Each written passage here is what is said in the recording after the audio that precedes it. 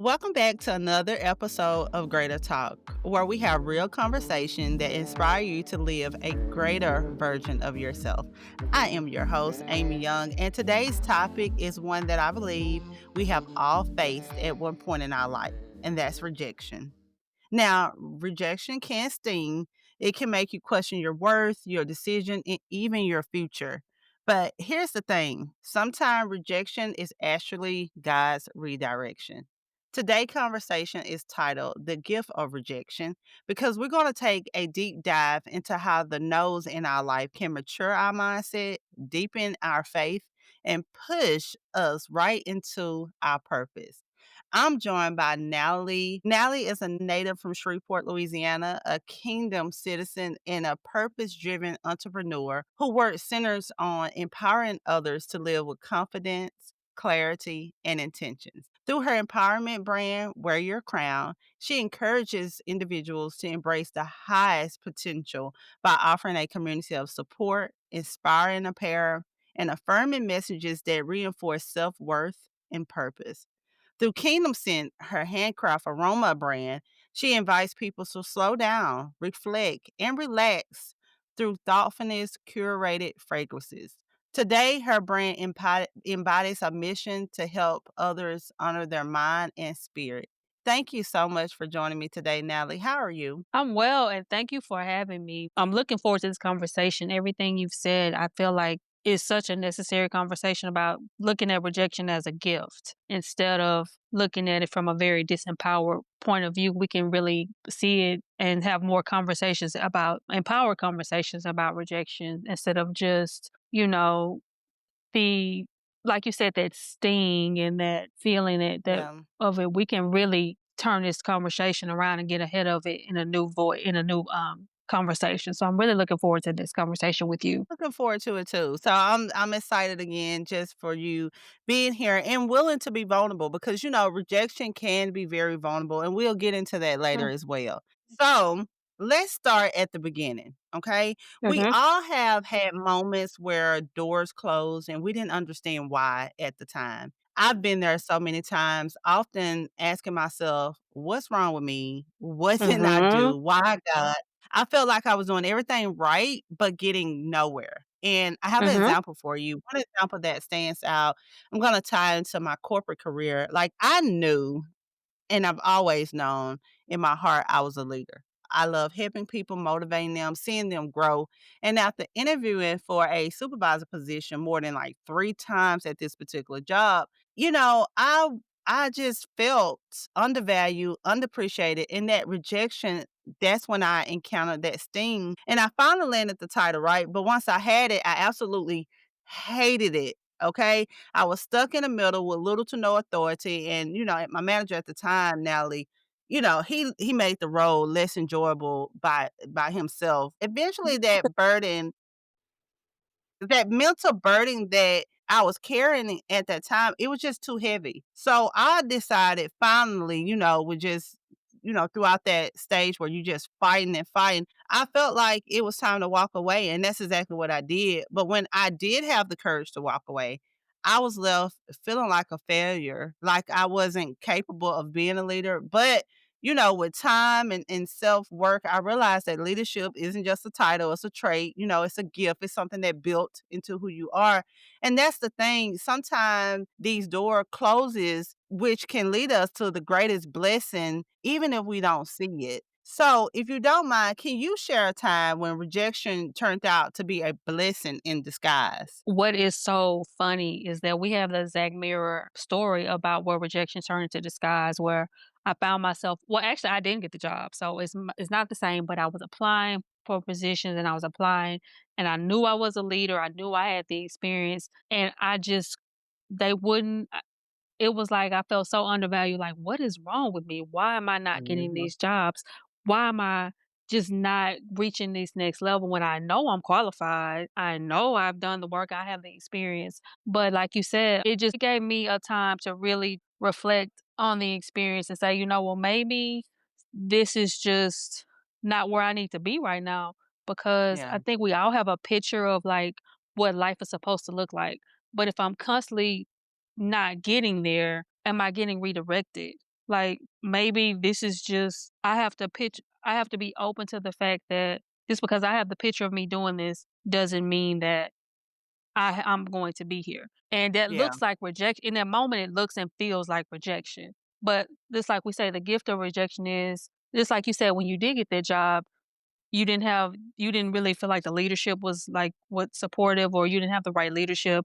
You didn't feel like it was a place for you. So we're really sometimes we want to be in places that are not even desirable for us. So Yeah. sometimes that rejection is keeping us out of those spaces and just giving us a chance to redirect and get some feedback about where do I really want to be? What spaces do I really want to be in? Just because I want this job doesn't mean when I get there, is this space, is this culture where I want to be? And it gives you that feedback that you need to know that just because I wanted it doesn't mean that it was the right environment for me. Yeah, absolutely. Look, as I get older, as life start lifing, I realize when people close the door on you, don't miss Mhm, the miracle. Sometimes God is locking you out of it and he want to mhm, unlock you into so much more. So I definitely agree with that. Now, we both had the same career journey, right? Like I think everyone mhm. experienced that sometime or another in their career. And like you said, it's never a good feeling. And I can't talk about rejection without talking about faith because for me, it's in those moments that when you hear the no's and they are just the loudest, that's when I have the audacity to trust God even more. And one thing I've learned through experience is that when I move without God approval, things tend to be a little harder. These Ooh. days yeah, these days I pray often, okay? I Oh, spend early and time often. yes, I spend time in Yes. faith. I'm not Yes, making a absolutely. decision without him, and Mhm, trust me, I always give this disclaimer that I'm not perfect, but I know what works for me, and mhm, that's just leaning in on my faith. So, mhm, faith give me the framework for understanding and coping with rejection, even in my lowest moments, whether it was me not mhm, feeling good enough or just mhm, past relationship, questioning my value in a career, or I have a opportunity around the lack of giving myself grace. So faith mm. have reminded me that I am loved and I'm valued. So tell me, did rejection play a role in strengthening your faith as well? Well, absolutely. Like I said, well, in the beginning, it didn't. But like you said, we've become mature and we've grown. And that made me rely on my faith so much more because that was all I had. The faith to know that there was more for me, even though I can't see it. Now, faith is unseen, you know? So I had Mhm. to really trust that God had something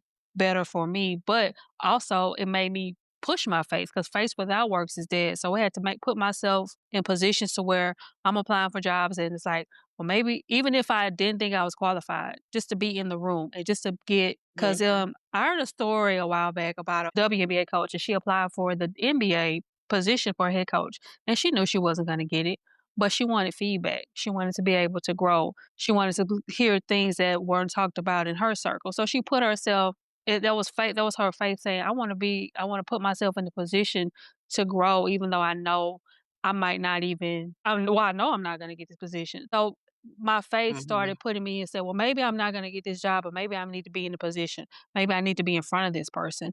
Maybe I need to learn a different skill sets. It pushed me to use my faith more of an action and say, there's something that I need, even if I don't get the job that I'll get from it. And because of my faith, it pushed me to really start looking at other avenues and looking in other directions. Yeah, yeah, and that was one of my questions that I wanted to get into was just how rejection shaped your mindset and resilience, because just hearing that story, it's funny how rejection stretches you. It Mhm. really forces you to adapt, to dig deep, and to Mhm. see beyond the value of what someone else thinks of you. For me, Mhm. every rejection has been tough but Mhm. it's been clear. I Mhm. understand that, you have to have that resilience to bounce back, and that's a Mhm. lot of times what people lack. We'll continue being in this same cycle, and I was, listening to a sermon this morning. It's crazy. I was listening to a sermon, and, the pastor talked about how seasons are going to happen in your life regardless, right? But you have Mhm, the autonomy to decide if you're going to go ahead and change with these seasons as they come, or you going to put yourself in this cycle, which you're not going to move from different seasons to season. So I correct. do think that that's part of rejection. It breaks you down to rebuild you stronger. The process Absolutely. look For me, the process looked like first acknowledging and processing how I feel when I'm rejected and checking the way I think and I speak to myself. I had to really take time in that because a lot of times what has helped me growing up is to be hard on myself, tell myself, like, hey, girl, what's wrong with you? But you have to check the power of your tongue and what you're speaking, into yourself and over your life and just refocusing Mhm, my goals. As a life coach, these are the steps that I help my clients through, just being able to face rejection, but coming out on the other side. So, how do you think rejection has shaped your mindset and your resilience? I really like what you said when you said that after you get rejection, you look inside and you check yourself as like instead of telling myself I'm not enough, you just go inside to get to the root of how you feel about it and you deal with it. You don't run from that Yeah. feeling. And it's not that we're not enough. It's just that I always feel like, I had an interview that I really wanted. I'm not gonna I really wanted because but I didn't get it, and so when we were talking, she was like, "How do you feel?" And I told her, "I feel great." She was like, "You do what?" She's like, "Why do you feel great?" I said, "Because I stepped up and I put myself in a position to be vulnerable and to be seen and to be in the room, which lets me know I'm ready for the next level." And so for me, even though I was rejected, I still put myself in a position to where I was willing to grow, willing to learn, willing to be visible, willing to be seen. And sometimes those are the things we need to get to the next level. So even though I was rejected from that professional corporate job, my personal development skyrocketed in that very moment Mhm. because I prepared myself mentally and I did the inner work to even step into a position, to step into the room and put myself out there. So that's how it's changed my mindset. Sometimes it's the professional development is not there, but the personal development, you gain so much in those moments because you have to prepare. When you're trying to grow and really trying to grow professionally, you still have to look at the personal side of yourself that has to develop with that. So I was gave myself kudos for all the personal development I did, even though I didn't get that job because it gave me that, like that momentum back for to really focus on just, okay, now if you want to be this here, you have to be this here. And so Mhm. to me, that's Okay. how it's really framed my mindset is like, well, if you're not getting the results you want here, it's because it's something over here that you're not doing. You did gain some more courage, you gained some more faith, you gained some more momentum. You put yourself in a room with people who didn't know that you didn't know. So then when you do see them again, you made a new connection. So that's how it's changed my mindset. I don't look at it now as like that sting, even though it stung but Yeah, it it always does. oh, it stung. We're gonna Yeah. because I did want it, but it also made me put my mindset in a different space instead of just being like, "Oh, I didn't get it. I'm not enough. I'm not that." I didn't feel that way. Yeah. Rejection can show up in so many areas. It touches our sense of belonging and our sense of worth and just our purpose. So you may have someone that can't relate to the career path situation, but they can relate to relationships, whether it's a Mhm. divorce or a breakup or a Mhm. friend distancing themselves from them.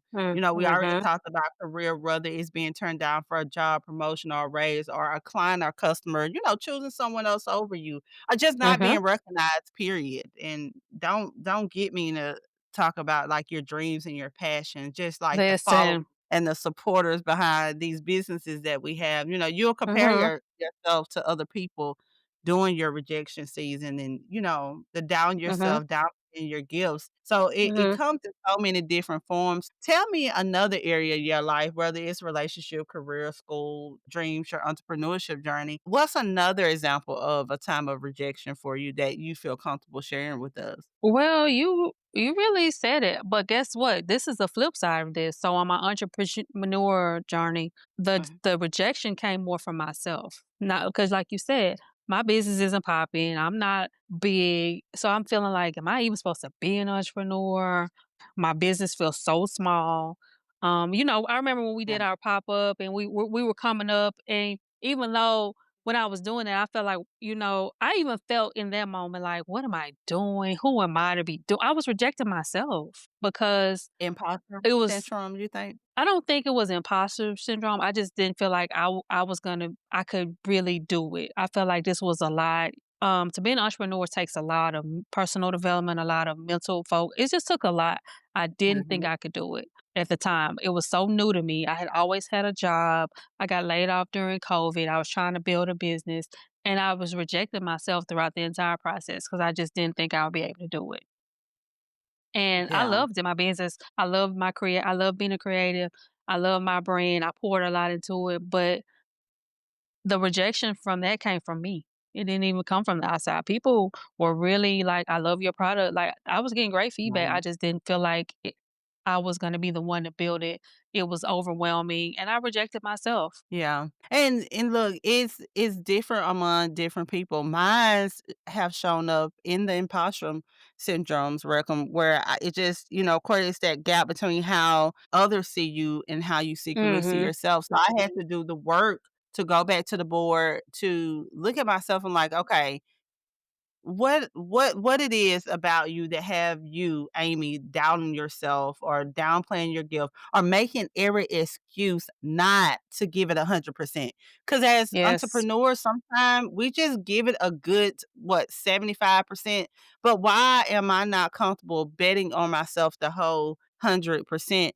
Personally, girl, I love my business last City 318. However, okay, I will stop, start, stop, start, stop, start Listen, yes. because I was comparing, just being Uh-huh. truthfully and just being honest, I was comparing my journey to how I think it should look. And I'm Mhm. getting ready to relaunch now. Is last Let me pull Same. my plug in. Last City 318 presented by Greater Self Beauty. Okay. Awesome But I'm products. getting Awesome products. awesome. Thank you. Thank you. But You are welcome. That I red had lippy was everything. It's I'm coming back. sorry. I had so many people asking Okay. for it. No, I had so many Yes. people asking, but it takes those time of rejection. I'm the type of Mhm. person now I would start over 100 times to bet on myself. Cause I sometimes love you it. have that moment that you lack and that you don't believe in yourself, but I'm blocking out the noise and I'm truly betting on myself. So I know there's someone listening who's sitting in like this heavy space. The job they Mhm. want didn't come through, the relationship ended, maybe the Mhm. opportunity fell apart. And when I think about moments in the past when I dealt with rejections and the struggle, one thing I had to remember was that whatever happened wasn't a reflection of me. So I would tell others the same. Rejection isn't proof you're not good enough. It's often just about timing. You're still Mhm. valuable, you're still talented, you're still worthy. It's just about Mhm. timing. So what advice would you give to someone currently struggling with rejection? First I would like to just say that I feel like if you really look at the really big grand scheme of it, every single person you admire has been rejected. Mhm. And knowing that it helps the fall it helps them the landing a little softer because you look at some of the biggest names, even athletes, celebrities, they've been rejected. Yeah. Maybe they don't talk about it as much because they're not in that season anymore. Maybe they just don't want to reflect on it. But we know everyone you admire has been rejected. And I just feel like they didn't stop because clearly, if they're at the top and they're crushing their goals and they're building, that means they didn't stop. We have, like you say, if you have to start over 100 times, keep going. Yeah.